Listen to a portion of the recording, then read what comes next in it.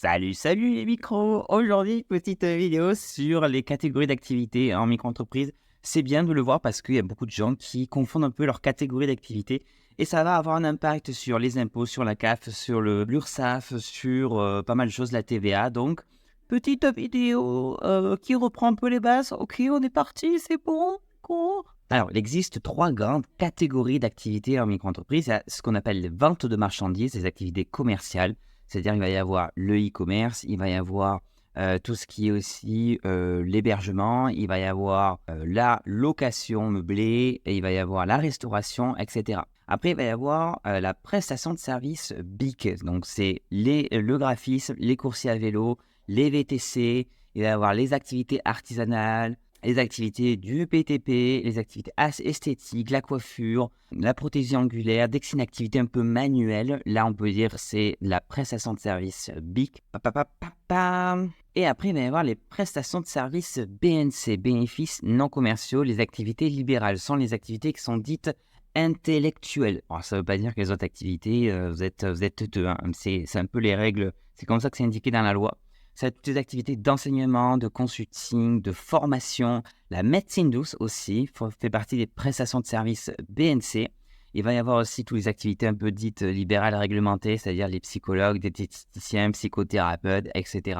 Le tatouage, l'enseignement, dès que tu es prof de sport, de danse, coach sportif, ça c'est du BNC. Les activités de design aussi sont en BNC, sauf les graphistes qui sont le plus souvent considérés dans les prestations de services artisanales commerciales BIC. Alors tu vas me dire, mais c'est quoi tout ça? Est-ce que j'ai le droit d'être dans une seule catégorie ou plusieurs? Oui, tu peux cumuler plusieurs catégories. Je prends un exemple. Quand tu fais une activité, je ne sais pas moi, création de bijoux, une activité artisanale, tu es dans normalement la prestation de service artisanale, BIC, donc dans cette catégorie-là. Mais par contre, quand tu vas vendre tes créations, tu vas les déclarer dans la rubrique vente de marchandises.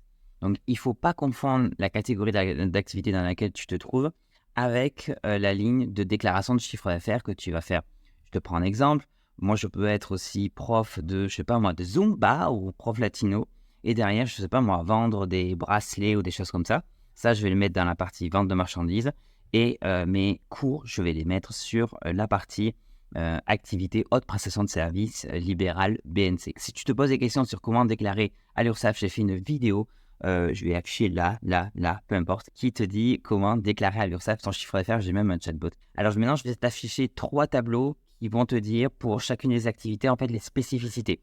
Donc, pour les activités commerciales, tu as plusieurs choses à prendre en note, c'est-à-dire que il y a un abattement forfaitaire de 71%, c'est-à-dire que quand tu vas dire aux impôts, à la CAF, etc., que tu as touché, tu as fait 1 000 € de chiffre d'affaires, eux, ils vont enlever 71%, tu vas faire 290 €. Tu as un plafond de chiffre d'affaires qui est de l'ordre de 188 700 € hors taxe. Tu as un seuil de tolérance de TVA à 101 000 € et tu es considéré dans les BIC et ton interlocuteur, c'est la CCI, la Chambre de commerce et de l'industrie. Si tu fais une activité de prestation de services artisanal BIC, tu as 50% d'abattement. C'est-à-dire que, pareil, si tu dis aux impôts, j'ai fait 1 000 € de chiffre d'affaires, eux, ils vont enlever 500 € et ils vont considérer que tu as gagné, en fait, ton revenu, c'est 500 €. Le plafond de chiffre d'affaires respecté est de 67 700 € hors taxe. Le seuil de TVA à ne pas dépasser pour ne pas facturer la TVA, c'est 39 100 €.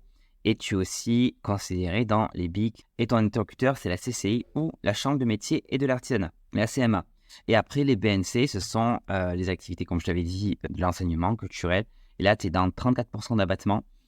Tu as les mêmes plafonds que l'autre type de prestation de service.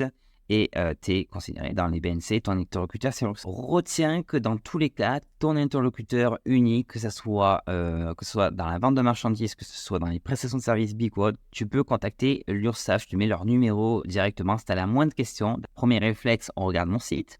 Et après, deuxième réflexe, on appelle l'URSSAF. Comme je te dis, tu peux faire partie de plusieurs catégories d'activités. Si tu as la moindre question, je t'invite directement à me mettre en commentaire le ou les activités que tu exerces, de me dire dans quelle catégorie d'activité tu penses être. Tu me le mets en commentaire et je te dirai si c'est bon ou pas. Voilà, j'espère que cette vidéo t'a plu. Je te dis à très bientôt pour une nouvelle vidéo sur le micro. Allez, salut, ciao.